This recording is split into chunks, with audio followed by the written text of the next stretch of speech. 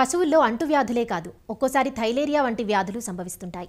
దోమకాటు వల్ల మనుషుల్లో వచ్చే మలేరియా మాదిరిగానే పిడుదులు, గోమార్ల వల్ల పశువుల్లో థైలేరియా వ్యాధి వస్తుంది. సంకరజాతి ఆవులు త్వరగా ఈ వ్యాధి బారిన పడుతుంటాయి. పాడి పశువుల్లో పాల దిగుబడి తగ్గిపోవడమే కాదు, వ్యాధి తీవ్రమైతే పశువులు మరణించే ప్రమాదం ఉంటుంది. ఈ వ్యాధి లక్షణాలను బట్టి ఎంత త్వరగా గుర్తించి చికిత్స చేయిస్తే అంత త్వరగా పశువు కోలుకునే అవకాశం ఉంటుంది. పశువుల్లో థైలేరియా వ్యాధి లక్షణాలు, నివారణ గురించి రంగారెడ్డి జిల్లా ఇబ్రహీంపట్నం మండలం వెలిమినేడు పశు వైద్యశాల పశు వైద్యాధికారి డాక్టర్ వై ఆనందరెడ్డి నుంచి తెలుసుకుందాం. థైలేరియా అనేది ప్రోటోజోవల్ డిసీజు. అంటే మనుషులలో మలేరియా ఎలానో పశువులకు థైలేరియా రోగం అలాగే ఉంటుంది.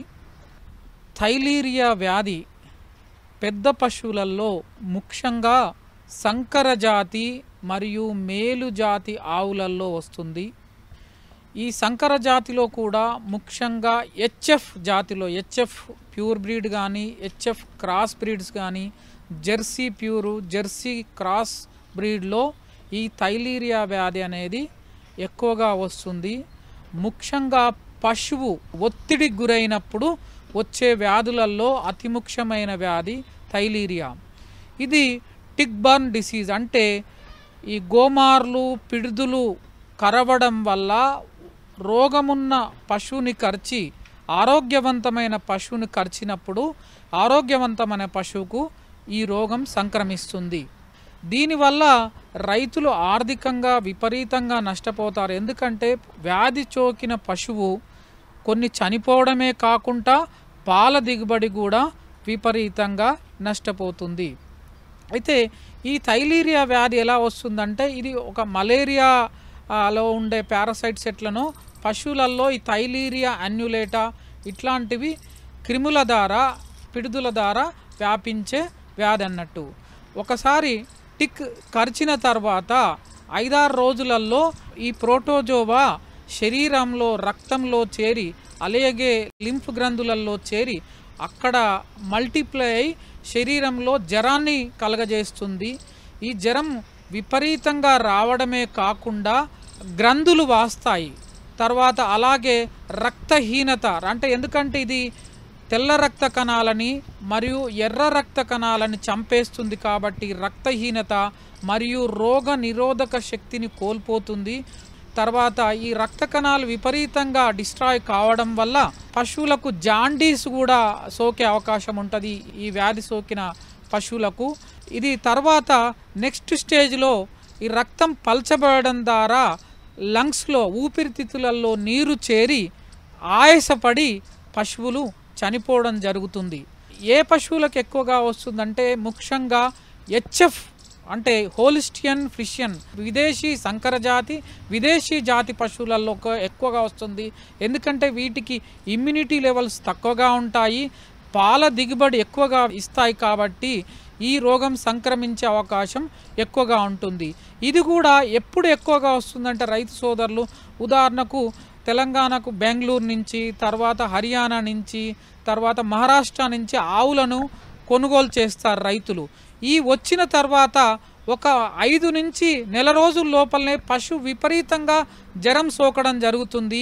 ఈ జ్వరం సోకిందంటే దాదాపు 90% థైలేరియా వ్యాధి ఉన్నట్టు లెక్క. ఎండాకాలంలో ఇంకా ఎక్కువ స్ట్రెస్ ఉంటుంది కాబట్టి ఆ టైంలో పశువులను తెచ్చుకుంటే దాదాపు 50% పశువులకు ఈ వ్యాధి సోకే అవకాశం ఉంటుంది. ఇది గోమార్లు, పిడుదల ద్వారా ఆరోగ్యవంతమైన పశువుకు అనారోగ్యవంతమైన పశువు నుండి వస్తుంది. కాబట్టి రైతు సోదరులు దీని నివారణ చర్యల్లో భాగంగా అతి ముఖ్యంగా పశువులకు గోమార్లు, పిడుదులు లేకుండా కొన్ని ఈ అకారిసైడ్స్ మందులు, డిఫరెంట్ సైపర్మెత్రిన్ కానీ, అమిట్రాజ్ కానీ రెగ్యులర్గా స్ప్రే చేయడం శరీరంపై, అంటే గోమార్ లేకుండా చూసుకోవడము. తర్వాత డ్యూరామెక్టిన్, ఐవర్మెక్టిన్ లాంటి ఇంజెక్షన్లు ఇవ్వడం వల్ల ఈ టిక్స్ అనేటివి లేకుంటే ఈ రోగం వచ్చే అవకాశం కూడా దాదాపు ఉండదు. తర్వాత ఈ ఎనిమల్స్ బయట నుంచి ఈ సంకరజాతి పశువులు తెచ్చుకునే వాళ్ళు కంపల్సరీ ఓన్లీ చలికాలంలో తెచ్చుకుంటే ఈ రోగం సోకే అవకాశం తక్కువగా ఉంటుంది. కానీ అదే ఎండాకాలంలో తెచ్చుకుంటే మాత్రం ఎక్కువగా ఈ రోగం సోకే అవకాశం ఉంటుంది.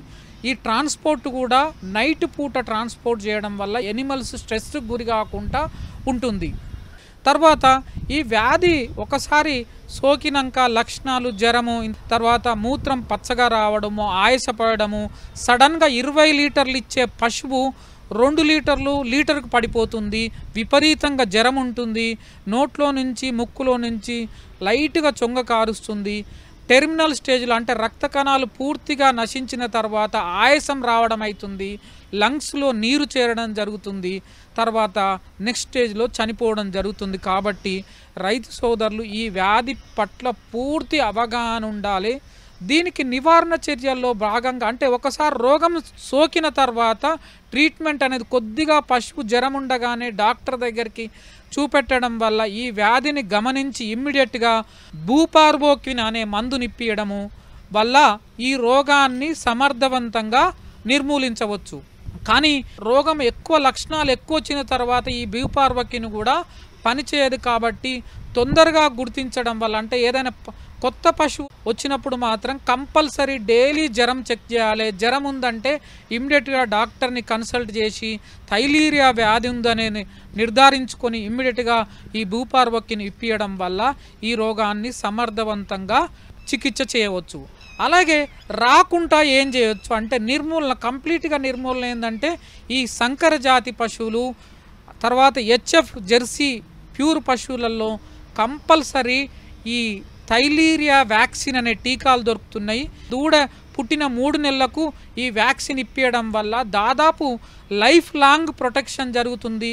మనం కొత్త పశువులని తెచ్చిన తర్వాత కూడా ఈ థైలీరియా వ్యాక్సిన్ ఇప్పించడం వల్ల ఈ రోగం రాకుండా సమర్థవంతంగా నిర్మూలన చేయవచ్చు. అలాగే ఈ చుడి పశువులకు మాత్రం ఈ వ్యాక్సిన్ ఇప్పియొద్దు, ఎందుకంటే ఇది అబార్షన్ కలగజేసే నేచర్ ఉంటుంది. కాబట్టి రెగ్యులర్ వ్యాక్సినేషన్, రెగ్యులర్ సూపర్విజన్, తర్వాత ఎనిమల్స్ ఎస్పెషల్లీ సంకర జాతి పశువులు ఒత్తిడి గురి కాకుండా చూసుకోవడం వల్ల ఈ రోగాన్ని సమర్థవంతంగా నిర్మూలన చేయవచ్చు. అయితే కొన్ని ఈ మధ్యన సాయివాలు, గిర్ ఆవులు కూడా అంటే ఎండాకాలంలో మన హర్యానా నుంచి తర్వాత గుజరాత్ నుంచి తెప్పించిన వాటిల్లో కూడా ఈ థైలీరియా వ్యాధి సోకుతుంది. కాబట్టి వీటిని కూడా ఏమన్నా జ్వరం కంటిన్యూగా ఉంటే మాత్రం ఈ వ్యాధి నివారణ చికిత్స చేపించి ఈ రోగం నుంచి పశువులను కాపాడుకోవాలి.